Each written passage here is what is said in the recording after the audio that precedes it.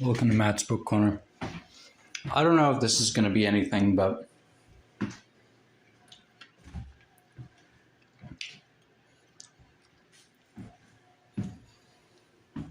I was watching some stuff by Rose Hahn, who's very attractive, and she's a little bit Libby. Like she referred to herself, well, I as being a person of color or a woman of color or something. I know what you mean by this or that, and it's like,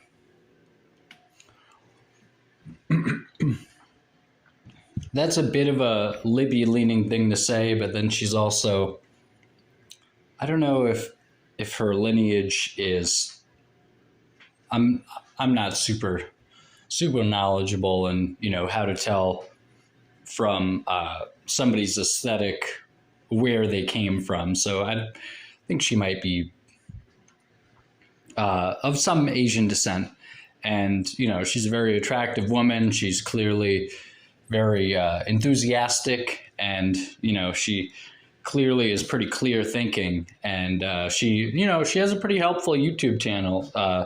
She gives fairly convincing advice on how to be rich, and so I've been wondering about this for a while. Like about the idea of, as Tony Robbins says in his stuff, he talks about, it's one of the things he talks about in Unlimited Power, like role modeling.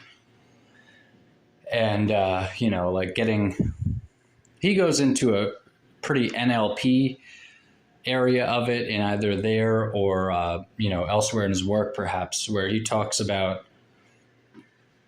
sort of visualizing what somebody visualizes and just sort of like getting pretty deeply into looking for if somebody was about to do a golf swing, he'd be like, all right, stop. What are you thinking about right now? And what, blah, blah, blah. And, but yeah,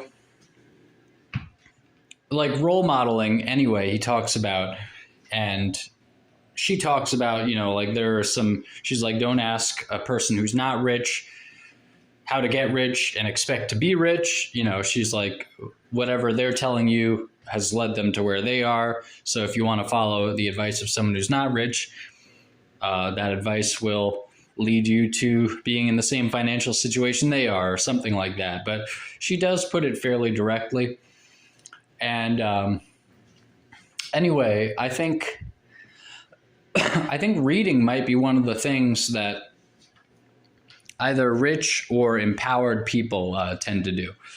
Because like someone like Mark Passio, I get the impression from what he says and stuff that he's been a pretty big reader. I don't know how much reading he does anymore. The Shunyamurti thing about, well, if anyone could even read anymore, like Shunyamurti, the spiritual guy on YouTube, has seemed to point towards some kind of like spiritual condition or some kind of something about the age that we're in or something or just something going on more generally where it's harder for people to read. I would say it might be as simple as attention span, but in sort of a deep way that you might not really think about it. Like attention span, it's sort of a term where you hear it and you're like, okay, like I know what that means, but to actually think about, your attention span and also what that relates to, I think that relates to sort of the amount of time before you feel sort of anxious. And so perhaps the attention span is somewhat related to, if you want to put it into Eckhart Tolle terms, like somewhat related to the amount of time generally you will be able to spend on something before your pain body starts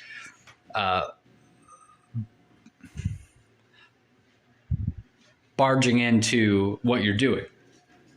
And so reading is a big one with that, because if you're sitting down with a book, it's very easy. And I found this, it's very easy for your emotions that you've been sort of like putting off, which, that seems to be related to the pain body. But just generally, I find when I start reading, it's like all of the little obsessive compulsive tendencies, like all that starts cropping up pretty quickly. And it's like, all the little things of like, oh, I've got to, move my foot in this way, and then I'll be able to have a successful like sit down reading experience. It's sort of like the Bashar idea of permission slips, sort of like, Bashar is the name for the being supposedly channeled by Daryl Anka. And he talks about a lot of like spirituality and empowerment stuff, along with some more just like UFO type stuff or whatever, UAE or whatever they refer to that as, like space alien stuff, however much you buy into that. But he does talk about some interesting ideas like permission slips, and sort of like the idea that, well, you sort of like the mentalism part of the Kybalion, the law of mentalism, one of the 7 spiritual laws, or natural laws rather. It's like you have the power to shift into whatever reality you want, but it has to be, I think he says, like, it has to be relevant for you. And like, essentially it's sort of a faith thing. So it's like, if ye of little faith, like Jesus said when they, I think, woke him up on the ship or the boat or whatever, when it's in the storm, he wakes up and he's like, oh, ye of little faith. And I was thinking about that the other day, and I think the sense that he might have said that, I mean, maybe I was thinking a possibility is that the sense in which he might have been saying that was, oh, you're waking me up for this? Like, ye of little faith. If ye had a little faith, you could have stopped the storm yourself. Like, all right, I'll do it. And then he gets up and he's like, stop, but it's like, I was walking on the fucking water before, or whatever. But anyway, I'm not sure. I think he's walking on the water in the storm as well, right? Or I'm not sure. But then they woke him up while he was sleeping during the storm, and he wasn't affected by it, but hence him being like so relaxed that he was sleeping. He's like, all right, like ye of little faith have. But then it is sort of like the move mountains thing. Like, had you a little faith, you'd be able to uproot this tree and send it flying, or you'd be able to move mountains. And Jesus, one of my favorite little things, I saw some video somewhere where somebody was talking about, like, they were referring to somebody who was like, they were referring to like a king who, like, I think it was maybe Ego is the Enemy by Ryan Holiday, actually. I think it was. I was listening to the audiobook, and I think he was talking about a king who like tripped in a river or something, and then he ordered like the soldiers to like lash the river and to yell at the river while they were lashing it, and like he was like going to curse the river. And I think Ryan Holiday has talked about, like, the megalomania of somebody who would do that to a river. Or maybe it was during the Tim Ferriss interview at the end of the audiobook with him, and maybe Tim was talking about that. But it was, like the megalomania, like, I think somebody might have said, like, anyone who would curse a river, they deserve punishment, or I don't know, maybe they weren't saying, I'm not sure. But anyway, Jesus has a scene in the Bible where, like, I don't think he like walks into a tree. I think there might be like a tree that doesn't have fruit on it. And like in the scene, like, he gets mad and he curses the tree and says, like, you shall never produce fruit, and the tree withers. And that seems similar to the story of like the king damming the river, not damming it, DAMN, damming it. And like ordering it to be cursed and lashed and all these things. But yeah,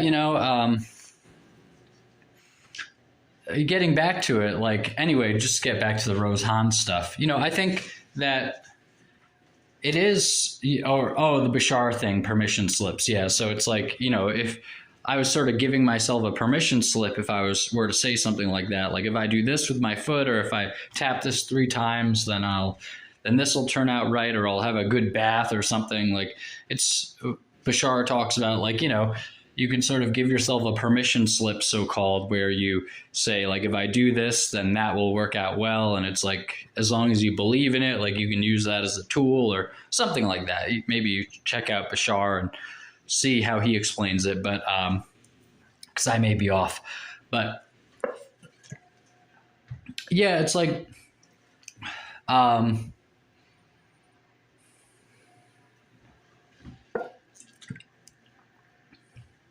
Rose Hahn, a lot of what she talks about seems to be like sort of getting into the mindset and into the habit range of a rich person. She's like, pay attention to your finances. Don't like try to ignore them. She's like, by sort of ignoring them, you kind of, in a strange, and it's actually interesting because I think this might bear out. She's like, in a strange way, I think she might have been talking about her, like in the perspective of saying that she was doing this. But yeah, I think she was like, in a strange way, it felt like I didn't, as long as I was ignoring my finances, I wasn't responsible for them. And she said, if you do really look into your finances and see where you are and see how much debt you're in and just like check it all out and put it into a spreadsheet or something, she's like, it might be uncomfortable. She's like, I promise you it'll be an empowering experience, or like the most empowering moment of your life or the day of your life.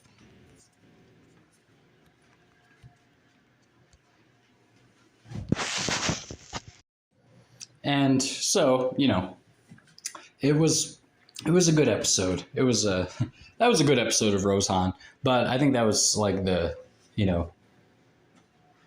habits that are keeping you poor or something video. But I think indeed, like reading, that helps you sort of like let go of your emotional attachments, or like attachments that are sort of related to emotions that you're escaping from or trying to escape from.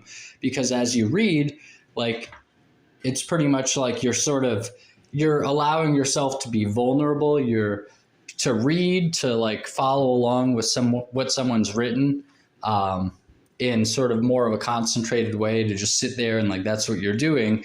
It feels like you're sort of sitting alone, unguarded in a field, and now here are your emotions and you're an open target for them. But that can be helpful, because it's like, here are the emotions you've been running away from. Just like read the book and sort of let them do whatever they're going to do. But, for people like me, and maybe for many people, maybe this is, in some way or another, this is the general way that it's been for people who've had more trouble than usual in the past, however many years reading. Maybe it's just for many people, it's like the difficulty with reading. And I don't mean with audiobooks, which isn't reading, it's listening. I mean with like the idea of sitting down and sort of letting yourself be unguarded in the field, metaphorically.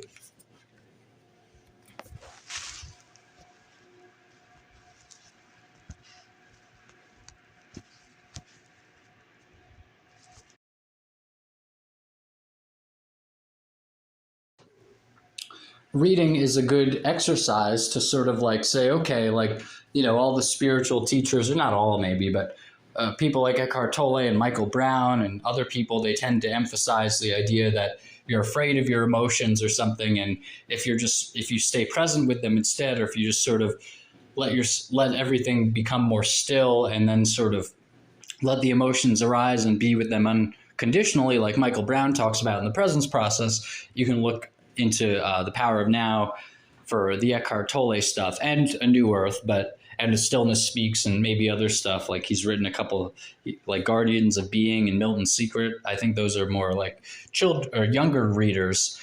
Guardians of Being, I think, being even like a children's book, but then the other one being sort of maybe like an older kid's children's book or something, like, I don't know, like a chapter book they used to call it, like in first and second grade or something, or second grade.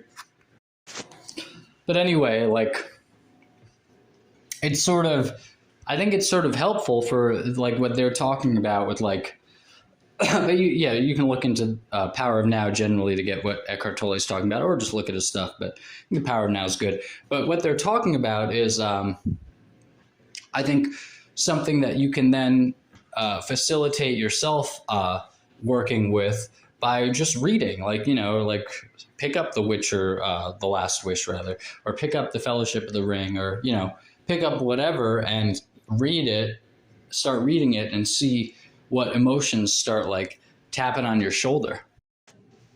And then be present with them, or sort of be with them unconditionally or something.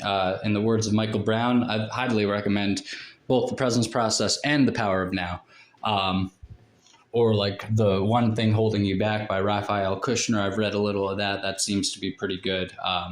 Or the Sedona Method talks about letting go, and how resistance is sort of can be a big problem for people.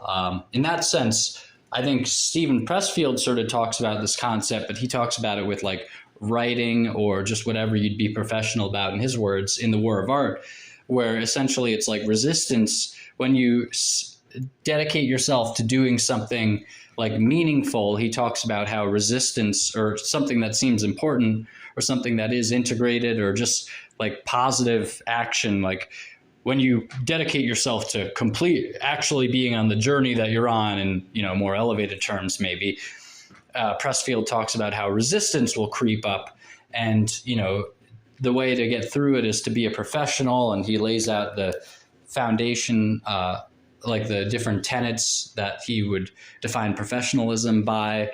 And actually, interestingly enough, I think Stephen Pressfield's like professionalism stuff, that might go very well with the other kind of more spiritually presented, like, and emotionally integrative modalities.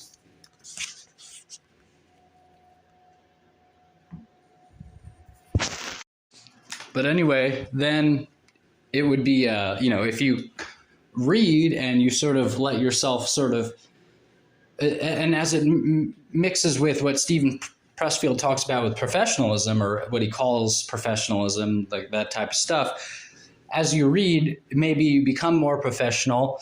And then it gets into the Mark Passio stuff where it's like, libre is like freedom in Latin, but libro or libre is also the word for book. And it's like essentially the more you read, the more you will be sort of interacting with or sitting there with your emotions, and the more you will like let go of them and stuff. And essentially it becomes like sort of an emotional integration exercise. And then with it having been done, like with you, it being the process that you're doing, the more you read, the more like sort of the more emotionally integrated you might be. I mean, I'm sure you could point to a lot of people who, I mean, I don't know though. I'm not sure how concentrated, what their reading style is, but you know, you may be able to point to some people who read a lot and they're not particularly like, well, wise, like maybe Dr. Subaru, or I'm not sure how much he's reading these days, but you could, or Harold Bloom, like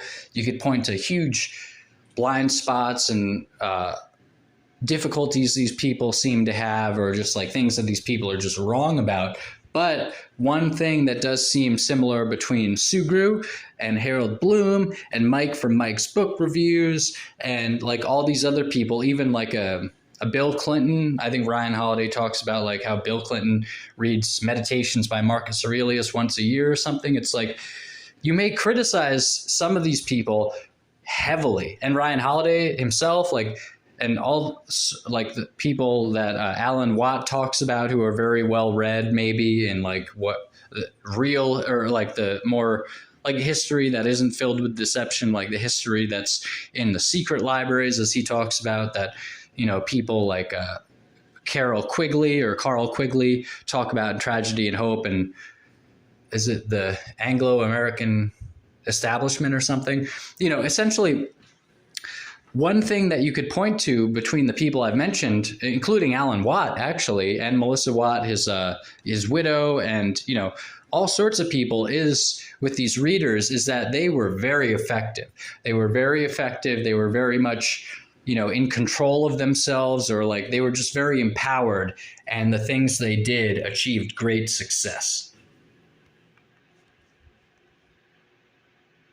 With it, achieved great success.